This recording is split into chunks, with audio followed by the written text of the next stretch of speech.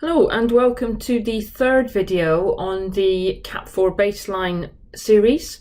And in this final video, we're going to look at the effective tracking across the Connect platform. I'm just going to show you roughly where you can go and the basic things that you can do. We've got lots of other resources on our Alps Champions webpage on the getting the most out of Connect in more detail than I will cover in this video. So hopefully you've watched the introduction about the project, hopefully you've watched some of the target setting, and then we're going to look at monitoring year 10 and 11. So let me just start by introducing you to the Alps cycle. It's not rocket science, it's pretty much what all schools go through in an academic year and an academic cycle in terms of the quality assurance, and it looks at how you might get the most out of Connect at any given point. And so there's nothing really new or inventive in there. Autumn term would be your subject review if you've done the exams, and then you move into target setting and looking at how you might get the most out of your target setting in Connect. A monitoring point 0 is your first start point with, let's say, with year 11. At the beginning of year 11, it's a point of, okay, what did they do in year 10? And where do I start? Where do I start year 11 and intervention if this was to be my Alps report at the end of year 11? So it gives you a really good grounding and a really good place to start. And there's lots of information on MPZs on the Champions webpage. We then move into sort of phase 2 in the spring term, and then into in-year tracking. So you would have a quality assurance cycle, I'm sure, that would have all of your data collection points, and also what exact data you're collecting from staff at any given point. And what I mean by that is, obviously, it's really important for staff to know what they are putting into Connect. And is it a predicted grade, or is it a current working at grade, or is it a mock grade? All of these are acceptable types of grades in Connect, but it's just really important for your own analysis and your own intervention that you are sure that your staff know exactly what it is that they have been asked to generate grades on. And then as we move into the summer term, then you're ending the year and you're looking towards the final push, if you like, for the examinations, all the intervention that comes with that. And then finally, once you're through the exams, the last part of your summer term is looking at prep for results day and setting up sort of next academic year. And look at that, I've just wished your year away. So that's just how Alps can help, and how Connect's really kind of tailored to allowing you to be able to do all of the analysis results from all of these types of monitoring across an academic year. That's just a slightly different way of showing it, but just let me pull out a couple of things.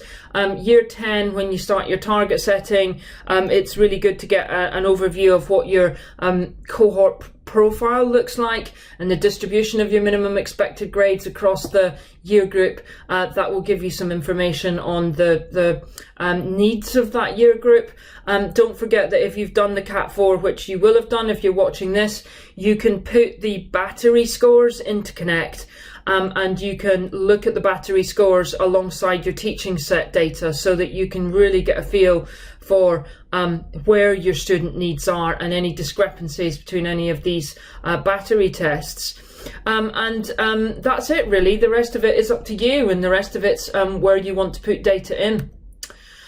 There's lots of information. I've mentioned the Champions resource page a couple of times. It does hold that Alps cycle if you want a download of that. There are also some staff checklists on there, and the Alps Champions handbook, which really goes into much more detail on the different aspects of Connect and how you might get the most out of them.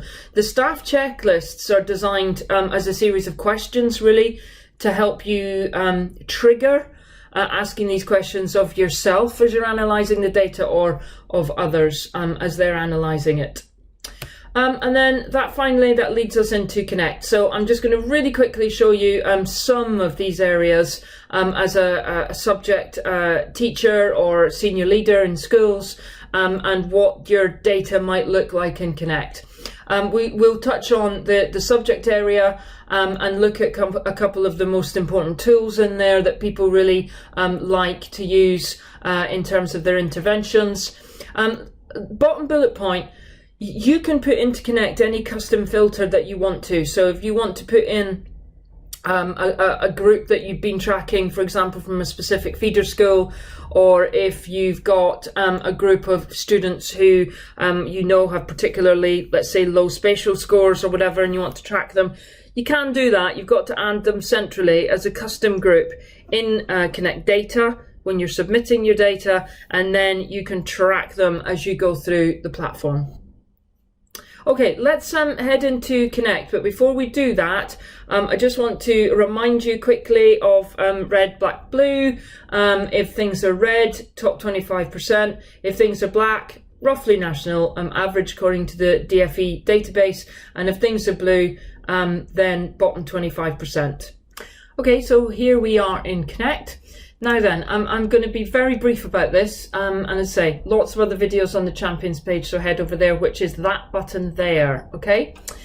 Now then, in the subject analysis areas where you're going to start, I would have thought, so you have got an overview of your subject. So this is an MPZ, and this is my first monitoring point for year 11. You can see my grades down here. They're mostly black. There's a couple of reds at the bottom. If I pop into a subject, then I get an overview of that subject by all my gaps, and I can see my key groups there. But by navigating through to the students, this is where my students are housed, if you like, and I can see then the targets that I put in and the grade that I'm predicting them at the start of the year. Now, this prior attainment was what I wanted to draw your attention to. So what you will have is you'll have blocks of prior attainment because you've used the CAT4, and it will map that to a proxy middle of the band prior attainment score. So don't be alarmed if you just see lots of students with the same prior attainment score, because it's just mapping the CATs through to a single sort of band score within a range, within our band range. Now, if I navigate to the Trends tab, what I can do here is I can show my CAT4 data. So by putting your battery scores in, you can see there then that you've got learning bias, and you've got all the battery scores with your mean there. So you can actually see what the mean SAS is and look at it from that angle. You can sort by any of these columns. You can bring all your extreme spatials to the top, for example, and then see how they're doing. Just going back to that student overview page just for a moment, then this is where you do all your modelling. So if you're a grade 5 and you don't want to be by the end of the year, what are you going to do to pull it up to a grade 3? So you can drag and drop that to a grade 3, and it says 11 students would need to improve, or 11 grades would need to improve. Pop the what if on, and then say, right, okay, who can I make a difference to here?